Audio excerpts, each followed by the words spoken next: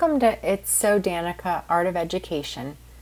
Today we're going to be looking at concentric circles by Wassily Kandinsky and creating a color theory project based on the work of Wassily Kandinsky.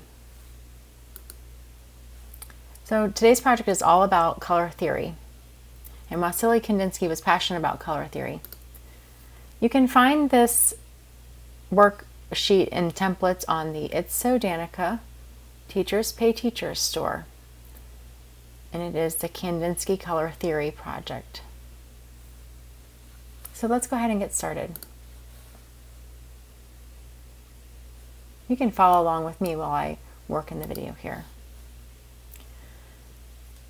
So Wassily Kandinsky was famous for his concentric circles, as we just saw, and it's a good idea to stop and just really take a look at these circles and this artwork as a whole as well, and just think about, what do you see and what can you find in this painting. Then for this project, what we're going to be doing is we're going to be working with color families, starting with the primary colors. The primary colors are the first or the most important colors. So I'm starting with red and then yellow, and then the next one is blue. So these are primary or most important. So you can see red, yellow, and blue make a triangle on the color wheel. And so I'm going to be making my own, and you can work along with me. When you're making your circle design, you'll notice on Wassily Kandinsky's artwork that his shapes were odd shapes. They weren't perfect circles. So I encourage you to just go ahead and have fun and go with it. Now mine are circles and Kandinsky's are circles, but yours don't have to be. If you want to make yours heart-shaped or diamonds or squares or something like that, you could go ahead and do that as well.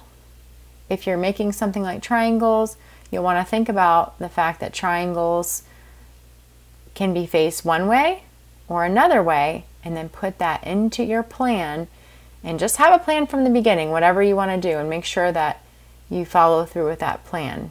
Okay, so maybe you want to make a pattern of that. So I've just stuck with the circles, and you can do that as well for this. So we have their primary colors, the first and most important colors, and then we have the secondary colors. So the secondary colors are going to be two primaries mixed together. So if I have yellow and I have red mixed, then I'm going to get orange. Or if I have yellow and blue mixed, I'll get green. If I have blue and red, I'll get purple. So those are my secondary, the second colors, or the most important. Okay. So these are my secondaries, and you can choose any ones that you like from these.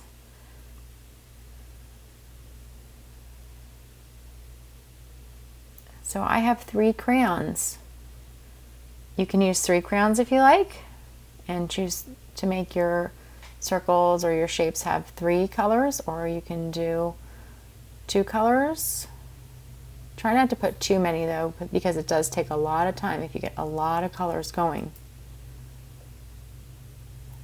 So these are my secondary colors.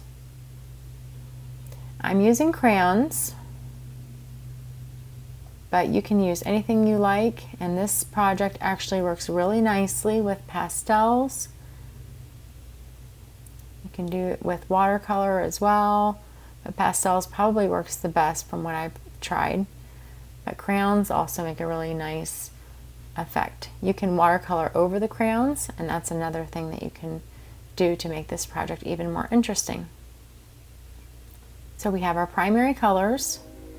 We're almost finished with our secondary colors, and then we're going to go on to the next one. And the next category is going to be tertiary colors. So tertiary colors are the ish colors. Just one more look at Wassily Kandinsky's work, a little bit bigger there. So the ish colors. So you have your primary colors and you mix them and you get yellow and red makes orange. So those other two in between would be the ish colors. Orange-ish red, yellowish orange. Okay, tertiary colors.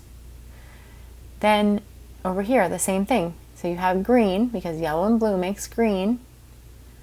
Okay, yellow and blue makes green. And then you have your greenish yellow and your bluish green.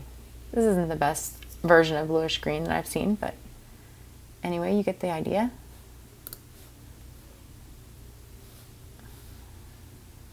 All right, let me go a little bit onto my next one here. And you can go ahead and start your next one with your ish colors. So choose whatever ish colors you want. And so I have a yellowish green for mine.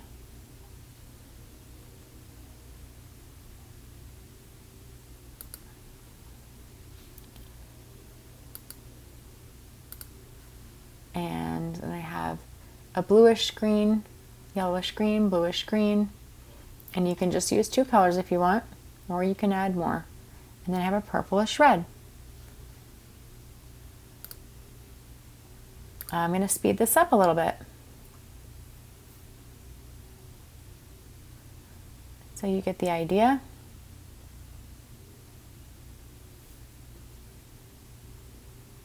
Feel free to turn your paper around. And I always say that this is a good idea. No matter what you're working on in art, turn your paper around. It helps. Use small strokes.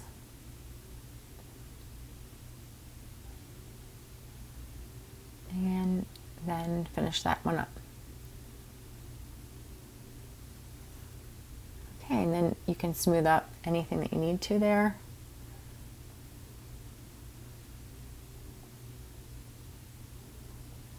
So next, I'm getting purples and blues, and these are our analogous colors. So our analogous colors are going to be any colors that are touching on the color wheel. So all of these that are touching over here are analogous. Usually you want to choose 3 that are touching. So if these 3 are touching, you can use those, or these 3. So those are what we call the analogous colors. So they're next to each other on the color wheel.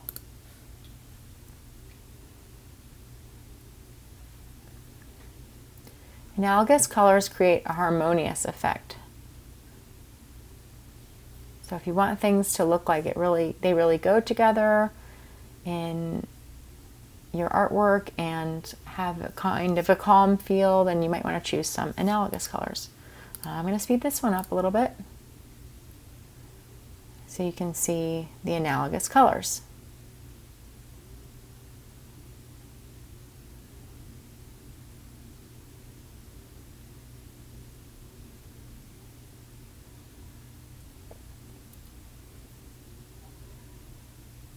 So after the analogous colors, I have the neutral colors. So neutrals, as you can see, are going to be your browns, your grays, black. So these are all the neutral colors. And also don't forget white. Because your paper is white, you can just go around and leave some white space. So these are the neutral colors.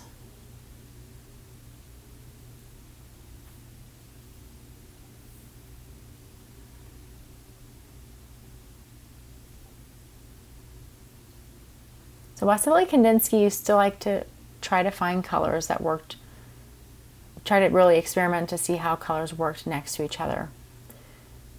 So once we're finished, we will be doing that as well on the larger project. But right now we're just working out and learning all the color families. The next one that we're going to be looking at is called tints. So these colors are all tints, and we have another word for them, and it is pastels. So these are kind of colors that you see around springtime. So any color plus white is a tint. So you can think of those really pastel-y kind of colors. So I have blue and pink is a tint of red, and then kind of a peach color there. So these all have white added to them. A tint is any color plus white.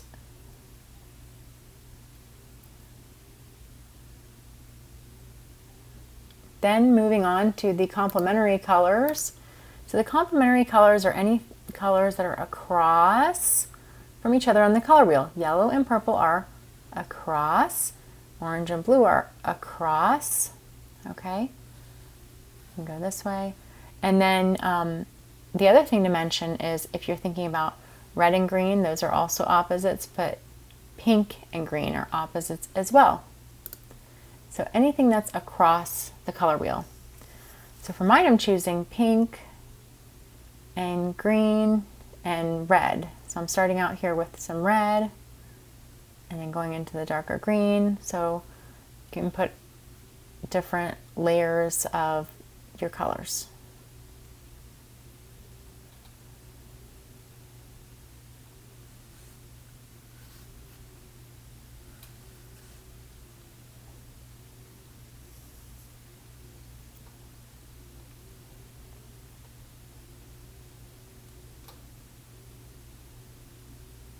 So I put quite a few circles on this one.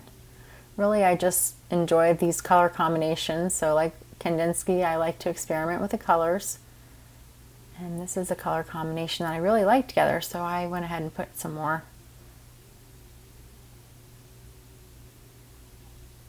So these are the complementary colors. Complementary colors really pop when you put them next to each other because they're on the opposite sides of the color wheel. And they really stand out. So then the next one's a little bit tricky to do with crayons. So this one is called shades. If you do have paints, it does work better with paints. But a shade is any color plus black. So for that, I just took my crayon and I went pretty lightly with it.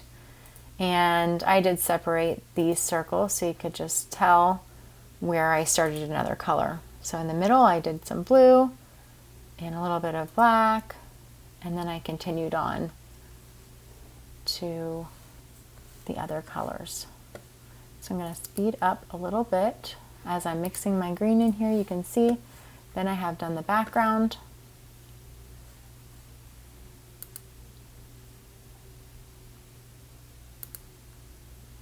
And then once you're finished, if you have extra time, you can color and decorate your worksheet here on the top, and you can layer and overlap your colors, just like I did there. I first started out by, oops, let me go back to that really quickly and show you. You can color a light color over all of them and then layer up with another color. Then the most important thing is to remember to put your name on your paper. Definitely put your name on your paper, and then you are almost finished. So hopefully this gives you some really good ideas of what to do when it's time to start your final project. So the final project will be completed on a larger piece of paper. So I'll go back to that so you can see that again. And it has all the color family names on the paper. And then you can choose your own, so your choice. So the your choice ones will be any colors that you would like to do. So that is the Wasily Kandinsky color study, and it is concentric, based on concentric circles. You can find this lesson at the It's So Danica Teachers Pay Teachers store, and I hope to see you in the next one.